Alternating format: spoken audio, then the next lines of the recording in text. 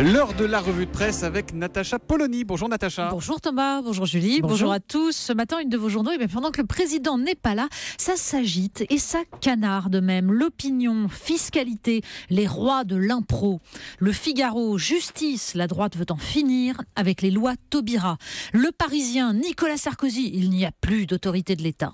Et puis Libération relaie l'appel de nombreux économistes et politiques, Thomas Piketty par exemple, contre l'immobilisme généralisé face au contournement de l'impôt par les multinationales en Europe. Un an après le LuxLeaks, l'évasion continue. François Hollande en Chine, c'est un sujet dans la presse du jour, Natacha. Oui, les Échos le résument en une. Nucléaire, aérien, climat, Paris joue la carte chinoise. Alors certains, bien sûr, se laissent aller à une pointe d'ironie. Il a suffi d'un déplacement en Airbus de François Hollande en Chine pour obtenir le miracle de Pékin, s'exclame Hervé Chabot dans l'Union. À Pékin, ajoute Jean-Louis Hervois dans la Charente Libre, l'engagement de Xi Jinping, à défaut de sauver la planète, pourrait sauver la face du monde et de François Hollande le 30 novembre prochain. Et dans Libération, c'est Coralie Chaube qui s'étrangle en évoquant la reprise des travaux à Notre-Dame-des-Landes. Juste avant la tournée de Hollande en Chine et ses trémolos de rigueur sur le climat. Bigre, voilà qui témoigne d'un art inégalé de l'incohérence. Qu'il fasse au moins semblant d'y croire, s'exclame-t-elle, ne serait-ce que pour ne pas se ridiculiser. Alors bien sûr, toute la presse en ce moment entonne l'hymne de la COP21, mais les plus écolos sont finalement aussi les plus réticents. La décroissance, qui se dit premier journal d'écologie politique, se moque à sa une, se moque déjà de ce choix que nous faisons, par exemple avec le diesel, plutôt mort que piéton. Et le journal donc lance son contre-sommet pour la mi-novembre. Quand les divers responsables de la ruine de la planète, écrit ce journal, viennent donner des leçons de morale écologique à la population, c'est la cause de l'écologie qu'ils discréditent. Le journal pointe d'ailleurs la responsabilité de la science et de la technique dans la surconsommation et dénonce la tyrannie de la finance et du marché. La croissance verte n'est pas la solution, nous dit la décroissance, mais la continuation du problème. Alors, je me suis fait traduire les journaux chinois ici. La visite de François Hollande n'est pas à la une, mais elle est quand même assez importante, place assez importante dans certains quotidiens. Et le Global Times, je sais qu'il vous intéresse, le Global Times Natacha, lui fait sa une sur le nouvel avion 100% made in China, le C919. Voilà donc pour ce chapitre chinois. Bon, on mange quoi maintenant ? C'est une partie du problème, justement. Alors que Libération publie la tribune d'un historien spécialiste de l'histoire des rapports entre hommes et animaux, expliquant que l'élevage industriel de cochons a transformé des êtres sensibles en produits, ce que n'auraient jamais imaginé nos ancêtres du Moyen-Âge.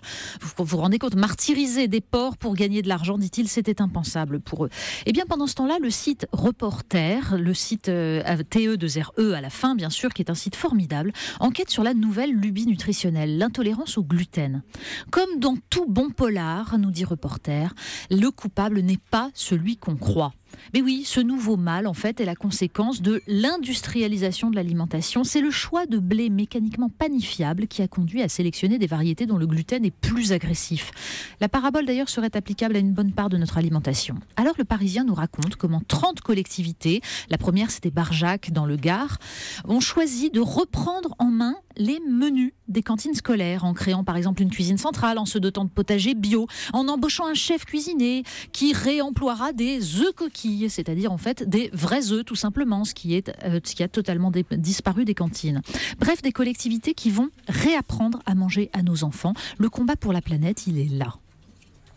Le transhumanisme, ça fait la une de la Croix ce matin. Oui, c'est un dossier passionnant autour de ce courant qui rêve de transformer l'humain par la technologie. Et le philosophe Jean-Michel Beignet explique ainsi le succès de ces théories dans les sociétés contemporaines. Leurs credos, dit-il, sont en phase avec ceux des pouvoirs économiques et politiques. Selon ces derniers, la prospérité économique passe par l'innovation technologique qu'il faut encourager au maximum. Sauver le monde par la technique au service de la croissance. Finalement, qu'elle soit verte ou transhumaniste, c'est la même philosophie. On termine avec un de vos magazines préférés, c'est Cosette. Mais oui, Cosette, alors qu'il nous démontre ce mois-ci que consommer moins de viande mais de meilleure qualité est aussi une façon de sauver la planète. Je vous conseille aussi les petites fiches sur l'écoloose, c'est-à-dire par exemple, perdez votre travail en prenant les transports en commun et en arrivant en retard. Ça économisera du carbone, c'est formidable. Bon, mais ce qu'il faut lire dans Cosette, c'est surtout cette double page consacrée à un indispensable du vestiaire féminin popularisé dans les années 80, le Power Suit. Je suis sûre que vous ne savez pas ce que c'est. C'est la veste avec les épaulettes démesurées. Vous vous souvenez, les silhouettes façon Thierry Mugler ou John Collins dans Dynasty. Alors là, c'était carrément avec des couleurs un petit peu criantes. Bon, la féminité version « Poussez-vous bande de nazes, j'arrive et j'ai une conf call avec la Chine dans 10 minutes », nous dit le journal. L'amalgame de l'autorité et du charme, comme aurait constaté Sardou. Ben oui. Les femmes qu'il portait d'ailleurs témoignent dans Cosette que le regard des autres changeait, qu'elles en imposaient. En fait, on devrait peut-être la conseiller à certains hommes qui ont des rendez-vous en Chine ou ailleurs. Ce n'est pas seulement une femme des années 80, c'est aussi une femme des années 2015, Natacha Polony, qu'on retrouve tous les matins à 8h30 pour la revue de presse d'Europe 1. Ça fait 15h30 ici pour la revue de presse à Pékin. À demain, Natacha. À demain.